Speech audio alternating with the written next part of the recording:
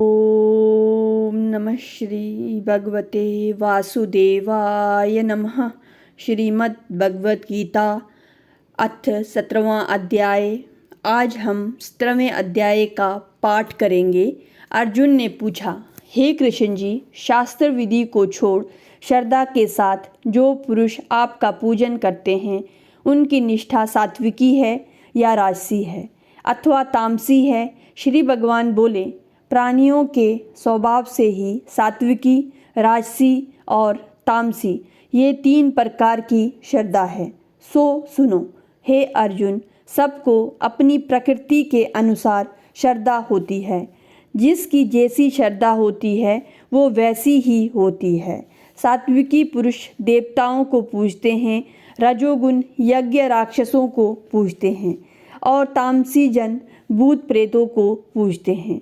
लोभ, कपट, अहंकार, कामना, विषय अनुराग और आग्रह युक्त शास्त्र में कहा हुआ है, उग्र तप करते हैं वे मूर्खता से न केवल अपने शरीरस्थ आत्मा को बल्कि मुझे भी कष्ट देते हैं।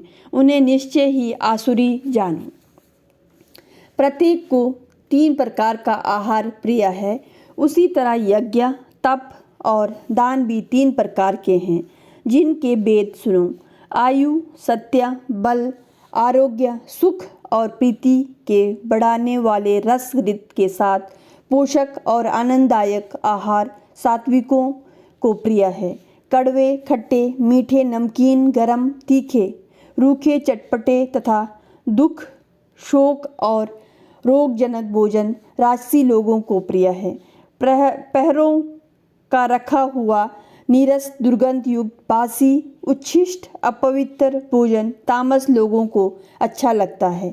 यज्ञ करना ही है ऐसा मन को दृढ़ करके फल की इच्छा बिना विधि पूर्वक जो यज्ञ किया जाता है वो सात्विकी है।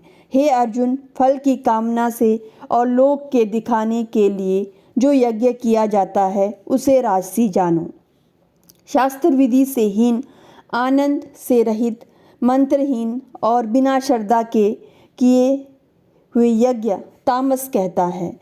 देवता, ब्राह्मण, गुरु और विद्वान इनका पूजन पवित्रता, सरलता, ब्रह्मचर्य और अहिंसा का आचरण करना शारीरिक तप है। जिस वाक्य से किसी का दिल ना दुखे सत्य प्रिय है। हितकारी वचन बोलना, स्वाध्याय का अभ्यास वास्तविक तप है। मन की प्रसन्नता, चित्त की शांति, मौन, आत्मनिग्रह और निष्कपट रहना ये मानसिक तप हैं। ये तीनों प्रकार का तप यदि श्रद्धा से फल की इच्छा त्याग कर और योग युक्त होकर किया जाए तो सात्विकी तप कहता है। जो अपना आदर कराए और अपनी मानता कराए तो पाखंडी तपस्या राजसी तपस्या है। जो दुराग्रह से आत्मा को कष्ट देकर व दूसरे के नाश के लिए किया जाए वो तामसी तपस्या है। फल की इच्छा त्याग, उत्तम बुद्धि, उत्तम स्थान में सत्पात्र को बदले में कोई वस्तु लेने की इच्छा बिना दिया जाता है उसे सात्विकी दान कहते हैं। जो दान प्रत्युपकार अथवा किसी फल की इच्छा से क्लेश पूर्वक दिया जाता है उसे राजसी दान कहते हैं। अयोग्य पुरुषों को निराधार के साथ जो दान दिया जाता है तामस दान है। ओम तत् और सत ब्रह्मा के नाम हैं।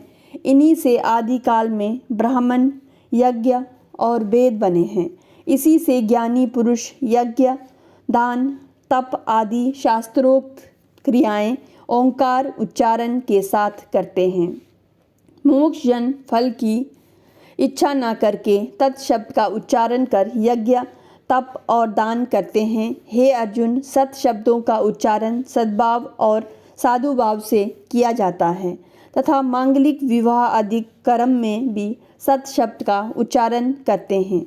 यज्ञ, तप और दान में जो सत कहते हैं और ईश्वर की प्राप्ति के अर्थ जो कर्म हैं वे भी सत कहलाते हैं।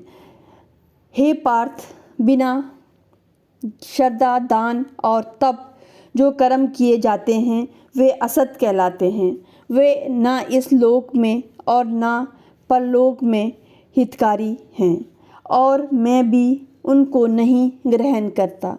इति श्रीमद्भगवद्गीता सुपनिषत्सु ब्रह्म विद्या योग शास्त्रे श्रीकृष्ण अर्जुन संवादे श्रद्धाय विभाग योगो नाम सप्तदशो अध्याय।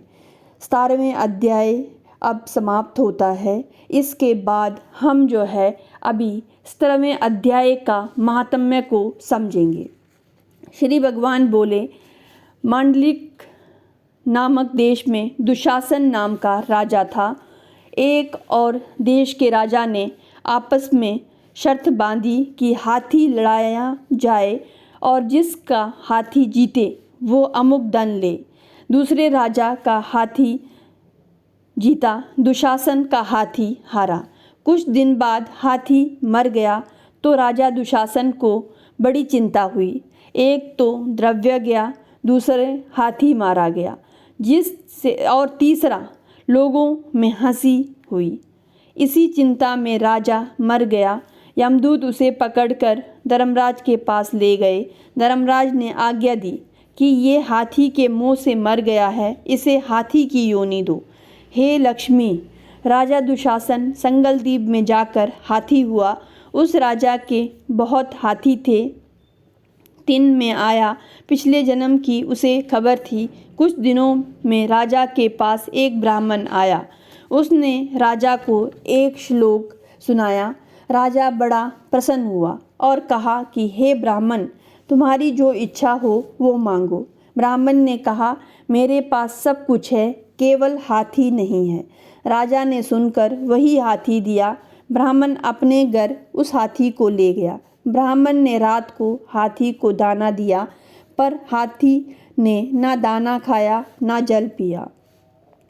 हाथी रुदन कर मन में चिंता कर रहा था कि मुझे कोई इस योनि से छुड़ाए।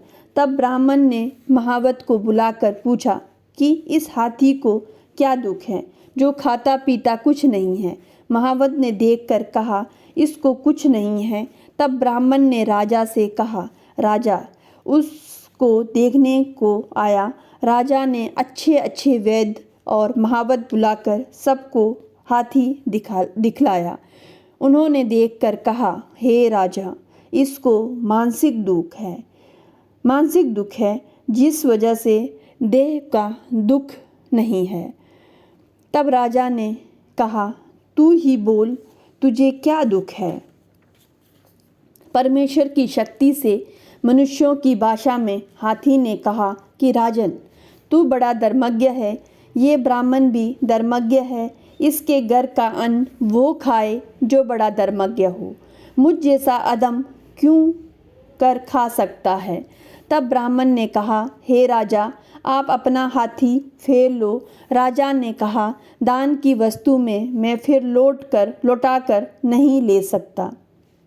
हाथी ने कहा, हे ब्राह्मण, चिंता मत कर, तू मुझे गीता के 17वें अध्याय का पाठ सुना।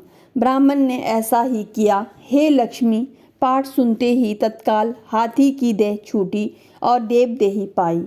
आकाश से विमान आए। विमान पर चढ़कर राजा की स्तुति की और कहा कि राजन, तू धन्य है।